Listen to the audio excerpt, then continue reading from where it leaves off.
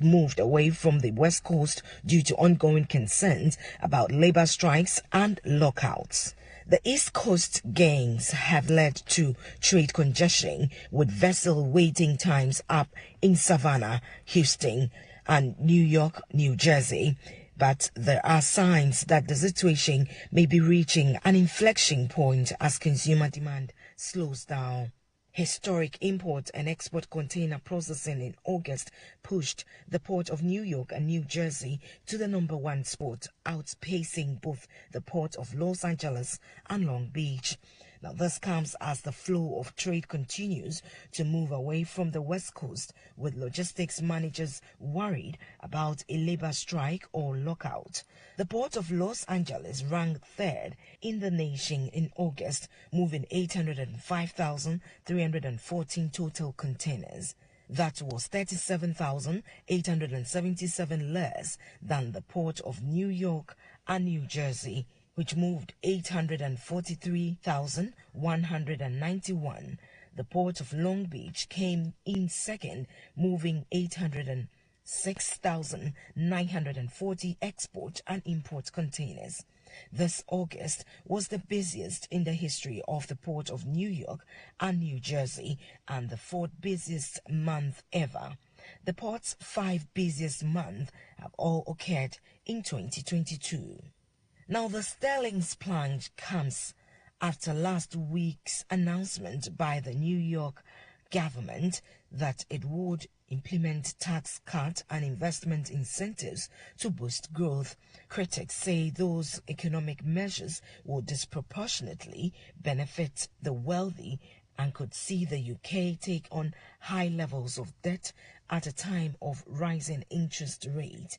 The British pound plunged to a record low on Monday morning in Asia, following last week's announcement by the UK government that it would implement tax cuts and investment incentives to boost growth. Sterling briefly fell 4% to an all-time low, continuing its sluggish trade in recent months as the US dollar strengthens. The UK currency last traded down about 1.5% against the greenback. The lack of commitment to fiscal discipline in the UK, along with a strong dollar, led to the pound weakening sharply, said Saktendi Supaid, FX strategist at Maybank. Meanwhile, billed as a mini budget by the UK Finance Minister Kwesi Kwarteng, Friday's fiscal announcement saw a volume of tax cut not seen in Britain since 1972. Market players immediately predicted Britain would have to scale up its bond issuance and significantly increase its debt load to pay for the reduction. On Sunday, Minister Kwesi Kwarteng also talked up the possibility of more tax cuts in the coming months. This week, the Kribi Port Authority (PAK) and Kribi Container Terminal proceeded to a signature of an amendment to the concession contract of the container terminal of the deep-water port of Kribi.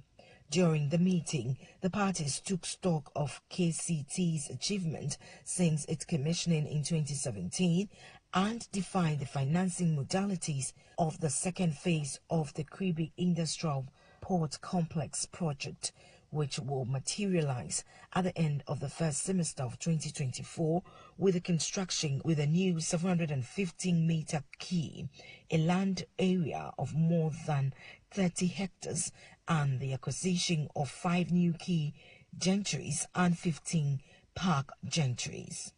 To revitalize the PAK-KCT partnership, in particular by maintaining a competitive tariff level despite inflation, by adjusting the investment program, and by redefining the traffic forecast in accordance with the volumes and typology of traffic recorded to date, confirmed the concessionaire's commitment to finance Phase 2 adapt the commitment of the public party to the reality of infrastructure development, update the operating and development plan of the terminal by placing the port of Kribi in the new post-COVID-19 world port environment.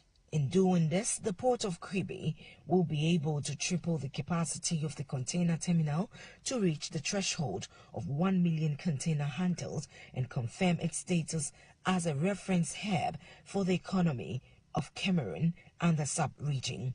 Now, the number of jobs and skills will increase, as well as an improvement in the development of social services for the population.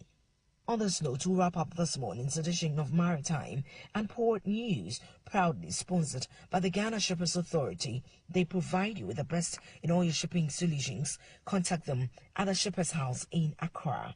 My name is Nanesi Boateng, my producer, Kwekwa Bwaje. Have a great morning.